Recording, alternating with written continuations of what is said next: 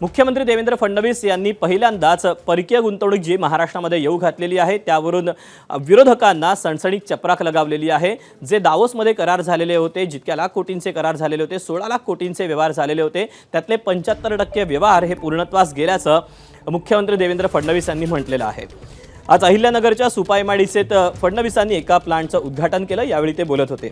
महाराष्ट्रातील औद्योगिक विकास केवळ मुंबई एमएमआर आणि पुण्यापुरता मर्यादित राहू नये यासाठी सरकार जाणीवपूर्वक प्रयत्न करत असल्याचंही मुख्यमंत्र्यांनी सांगितलं।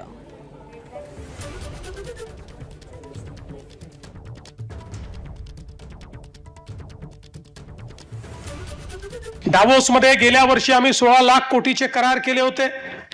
त्यातले 75% करार हे त्या ठिकाणी ऍक्टिव्ह झाले, ते परिपूर्णतेकडे निघालेले आहेत।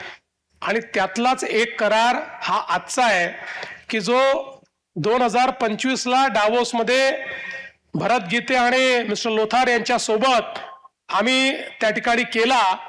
आणि मला असं वाटतं की ज्याला लाइटनिंग स्पीड म्हणतात अशा स्पीडमध्ये भरत गीतेंनी तो या ठिकाणी अस्तित्वात आणला आणि आज प्रत्यक्ष त्याचं उद्घाटन करण्याकरता आम्ही येतो आहोत।